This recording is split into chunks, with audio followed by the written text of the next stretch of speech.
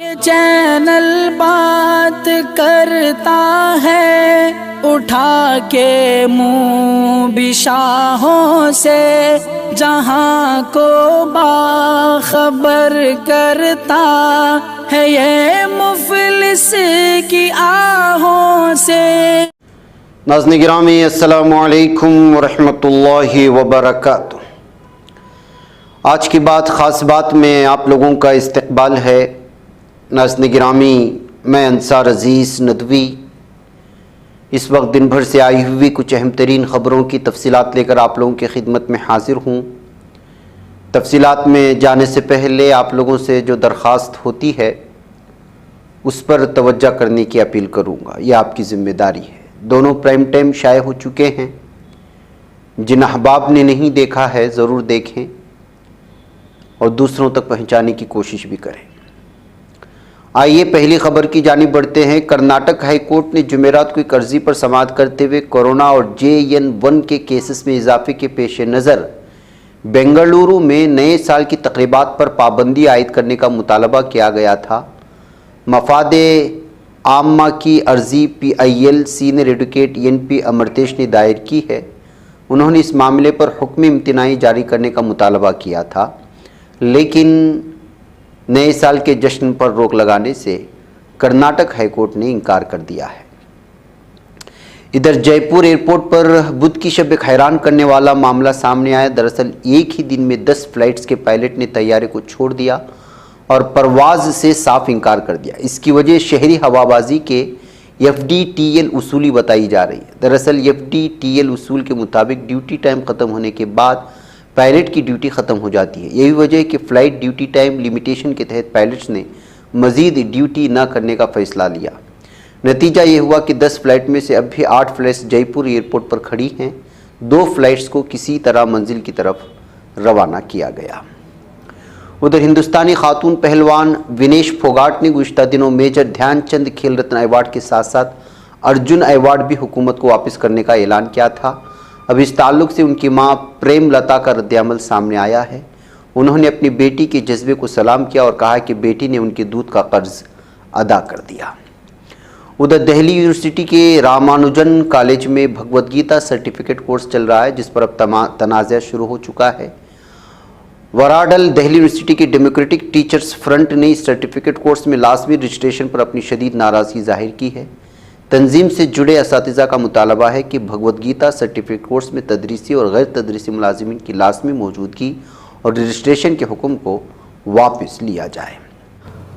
آئیے اپنے خوابوں کے گھروندوں کو بابرکت بناتے ہیں، ان کے دیواروں کو قرآن کی آیات سے سجاتے ہیں۔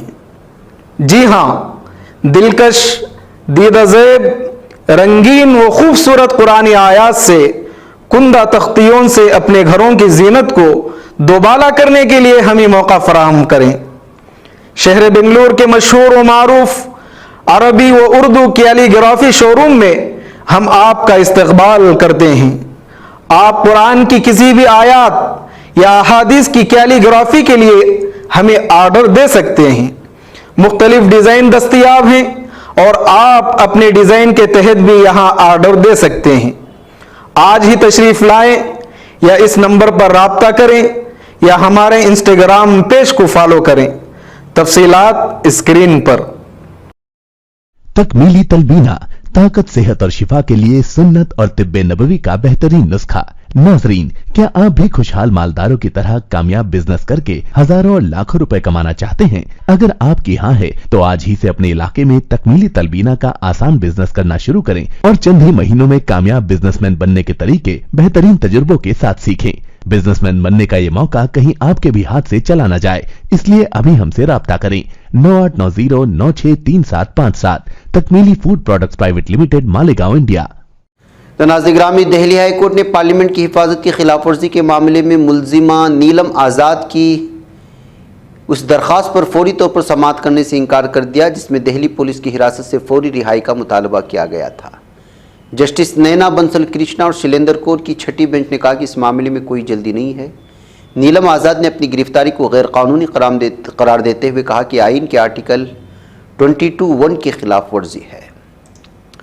ادھر ناظرین گرامی، مدھیہ پردیش کی رتلام سیٹ سے بھارتیہ جنتا پارٹی کی رکن اسمبلی اور وزیر اعلیٰ ڈاکٹر موہن یادو کی کابینہ میں وزیر چیتنیہ کشپ ان دنوں خبروں میں ہے۔ چیتنیہ ریاست میں واحد ایم ایل اے اور وزیر ہے جس نے تنخواہ اور پینشن نہ لینے کا فیصلہ کیا۔ اب اس دوران سابق وزیر اعلیٰ اما بھارتی نے چیتنیہ کشپ اور دیگر ایم ایل اے اور ریاست کے وزراء کو اس معاملے پر مشورہ دیا ہے، اور بھارتی نے اپنے official social media platform پر لکھا، حال ہی میں وزیر بنے اور رتلام کے خوشحال جین تاجر چیتنیہ کشپ نے اپنے اثاثوں کی مالیت 296 کروڑ روپے بتائی ہے۔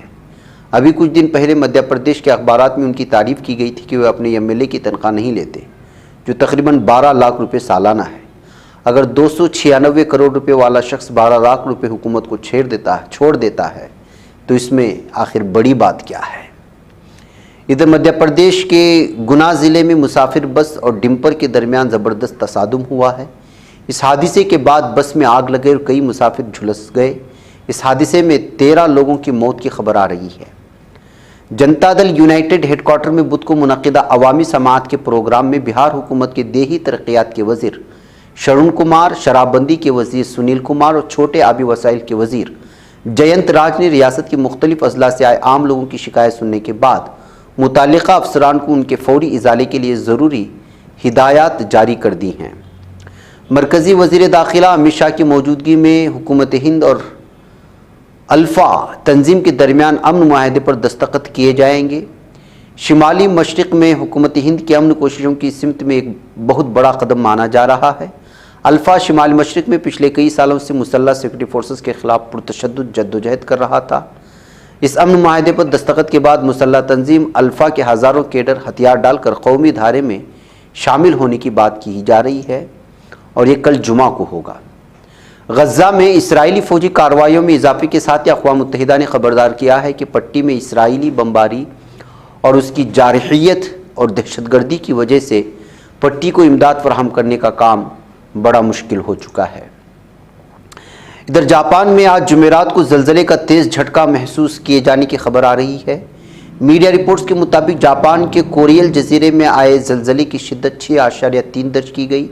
اس میں کسی کے ہلاک ہونے کی خبر نہیں، لیکن تیز جھٹکے کی وجہ سے عوام میں زبردست دہشت دیکھنے کو ملی۔ مقامی افسران کا ماننا ہے کہ فی الحال سونامی کا الرٹ جاری نہیں کیا گیا، لیکن حالات پر نظر رکھی جا رہی ہے۔ لوگوں میں دہشت کی ایک وجہ یہ بھی ہے کہ گزشتہ 3 دنوں میں اب تک 3 مرتبہ زلزلے کا یہ جھٹکا محسوس کیا گیا۔ شمالی کوریا کے سربراہ کم جونگ ان نے فوج کو جنگی تیاریاں تیز کرنے کا حکم دے دیا ہے۔ شمالی کوریائی خبر رساں ایجنسی KCNA کے مطابق کم جونگ ان کی جانب سے اسلحہ ساز اداروں اور جوہری ہتھیاروں کے شعبے کو پیداوار بڑھانے اور جنگی تیاریاں تیز کرنے کے احکامات جاری کیے گئے۔